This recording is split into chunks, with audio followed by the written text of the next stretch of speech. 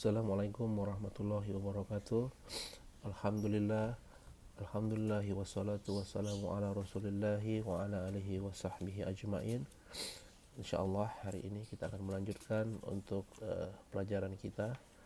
Mohon maaf karena kesibukan kemarin jadi tidak bisa melanjutkan untuk halaman 2. Tapi untuk halaman yang pertama kita masih tersisa di yang paling bawah, yaitu aqsamul harfu. Kita langsung saja, masih di halaman 1 tapi insya Allah masih sedikit.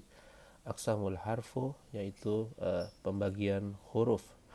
Jadi di dalam bahasa Arab pembagian huruf itu dibagi menjadi dua, yaitu huruf hijaiyah atau biasa disebut huruf mabani atau huruf mabani, lalu huruf ma'ani yang kedua. Nah, huruf mabani ini kalau untuk gampang mengingatnya adalah yang membangun kata. Jadi yang membuat kata itu dari huruf-huruf mabani atau huruf hijaiyah. Misalnya adalah hamzah, ba, ta, sya. Atau ini hamzah kita biasa mengenal dengan alif. Lalu yang kedua adalah contohnya adalah waw, au, summa, man atau min, ini bisa juga. Jadi bisa dilihat sebenarnya huruf ma'ani ini kalau kita bisa gampangnya dia huruf yang memiliki arti. Dia nggak hanya satu, tapi di dalam bahasa Arab kayak alif dengan waw ini, au ini juga memiliki makna. Kalau diartikan au ini adalah atau, wa ini adalah dan, atau kalau dia menjadi huruf qasam dia menjadi bisa juga demi. Lalu summa ini kemudian, lalu ada kalau ini min kita artikan itu adalah dari. Jadi kita ulangi, pembagian huruf dibagi menjadi dua, huruf mabani dan huruf ma'ani. Demikian kiranya. Untuk mempermudah, huruf mabani adalah huruf yang akan membangun kalimat atau kata. Lalu huruf ma'ani adalah huruf yang menggabungkan makna. Hakikatnya sebenarnya ini adalah kata juga. Cuman di bahasa Arab, di pelajaran ini, kitab ini disebut sebagai huruf. Oke, kita lanjutkan ke halaman berikutnya, halaman 2.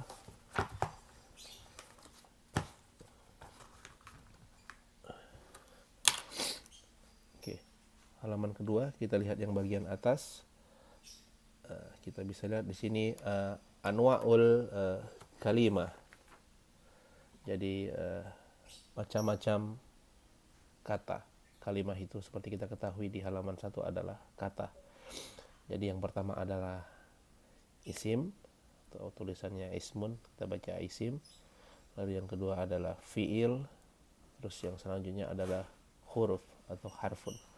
Kita bisa lihat isim itu adalah kata benda, fiil adalah kata kerja, sedangkan huruf seperti diinformasikan di halaman 1 tadi yang barusan kita bahas adalah huruf. Maksud di sini adalah huruf ma'ani, huruf yang bermakna. Jadi huruf ini nanti kalau di pelajaran selanjutnya yang akan banyak berubah itu perubahan adalah pada isim, pada fiil. Sedangkan huruf ini dia tidak mengalami perubahan, bentuknya tetap. Jadi huruf ini kedepannya akan lebih banyak kita hafalkan. Oke, kita mulai. Yang pertama adalah isim. Seperti kita ketahui, isim bagian dari kalimat. Yang pertama adalah isim. Isim adalah kata benda. Kita lihat di sini. Mohon maaf nanti kalau ada terjemahannya yang mungkin kurang tepat. Nanti tolong diperbaiki di kolom komentar. Kita sama-sama belajar. Insya Allah nanti kita perbaiki. Isim adalah kata yang menunjukkan kepada arti dan tidak berkaitan atau terikat dengan waktu, bizamani. Jadi kalau kita bisa kita sederhanakan, isim itu adalah kata yang memiliki arti dan tidak terikat dengan waktu, begitu. Jadi mau hari ini mau besok artinya sama. Nah, di sini dikasih contoh misluh, kita bisa lihat Muhammadun. Muhammadin adalah nama orang. Jadi Muhammad hari ini, Muhammad besok, Muhammad kemarin adalah sama, tetap Muhammad. Ustazun, ini seorang ustad, jadi sama, mau hari ini, besok, sama kemarin tetap ustad. Lalu berikutnya adalah tilmizu. Tilmizu adalah murid, mau hari ini, kemarin, besok juga sama. Lalu di sini adalah khailun. Khailun ini afan, kalau nggak salah ini kuda ya, tapi nanti coba dicek lagi. Lalu ada kalbun. Kalbun ini anjing. Lalu kitun. Kitun adalah kucing. Daftarun adalah buku tulis. Lalu mirsamun. Mirsamun ini bisa alat tulis, bisa alat lukis ya, tapi kecenderungannya alat tulis. Mirsamun. Lalu ada tabashirun. Tabashirun kapur tulis. Syamsun itu adalah matahari. Qamarun adalah bulan. Lalu asjarun. Asjarun pepohonan. Asjarun pepohonan. Jadi kembali ke istilah lagi, kata yang bermakna dan tidak berkaitan dengan waktu itu adalah isim. Intinya kata-kata benda ini adalah isim semuanya. Seperti itu. Jadi mudahnya seperti itu. Oke, mungkin nanti kalau masih ada pertanyaan silahkan nanti dituliskan di kolom komentar. Lalu kita lanjutkan ke halaman 2, kita selesaikan saja. Nah, di sini adalah jadi kata benda ini dia memiliki tanda-tanda. Jadi untuk kita menentukan ini isim atau bukan, dia memiliki tanda-tanda khusus. Nah, di kitab ini dipelajari 4 tanda khusus di sini. Di kitab-kitab lain juga ada, cuman kita fokus ke kitab ini saja mempelajari 4 tanda. Nah, alamatu ismi hiya. Jadi alamat isim adalah, tanda-tanda isimnya adalah, yang pertama itu adalah al-khafdu. Al-khafdu ini kalau kita bisa artikan, dia adalah berharokat kasroh di akhir katanya. Jadi kasroh di sini di akhir katanya bisa kasroh biasa, bisa juga yang tanwin ya. Lalu contohnya kita bisa lihat pada kalimat berikut ini, Bismillahirrahmanirrahim. Bismi, kita lihat di huruf mim terakhirnya ini adalah al-hafdu. Lalu Allahi, di hi-nya ini adalah salah satu tanda al-hafdu. Lalu ni di kata ar-rahmani, ar-rahmani ini adalah al-hafdu, yang dimaksud al-hafdu adalah ini. Lalu ar-rahimi ini termaksud al-khafdu itu yang di akhir-akhirin. Nah, jika melihat di dalam kata atau di dalam sebuah kalimat itu ada harokat kasroh di akhirnya, nah ini sudah ada indikasi bahwa ini adalah isim, seperti itu. Oke, selanjutnya yang tanda yang kedua, setelah tadi yang pertama berharokat kasroh di akhir kata, yang kedua adalah at-tanwinu. Nah, seperti kita tanwin, kita ketahui at-tanwinu adalah harokat tanwin. Contohnya, nah kita bisa lihat rojulun. Rojulun ini artinya adalah laki-laki. Nah, kita bisa lihat rojulun laki-laki untuk yang dewasa ya. Jadi rojulun. Nah, ini domatain. Domatainnya ini adalah tanwin. Imro'atun. Nah, imro'atun adalah wanita. Kita bisa lihat di sini adalah domatain. Waladun. Waladun anak laki-laki. Kita bisa lihat di sini juga ada domatain. Lalu bintun. Nah, bintun ini kita bisa lihat ini anak perempuan artinya, dan dia juga ada domatain. Jadi contohnya kebetulan ini domah semua. Jadi di dalam bahasa Arab itu kata dasar itu adalah dia posisinya adalah domah. Jadi nanti ada perubahan-perubahan selanjutnya insya Allah kita pelajari. Jadi bukan berarti dia nggak bisa tandanya yang lain. Jadi kalau ada tanwin yang lain nanti bisa kita pelajari selanjutnya. Tapi sementara contohnya kita gunakan yang ini dulu aja. Dihafalkan kata-katanya. Jadi dituliskan tadi kecil-kecil di atasnya nih tadi.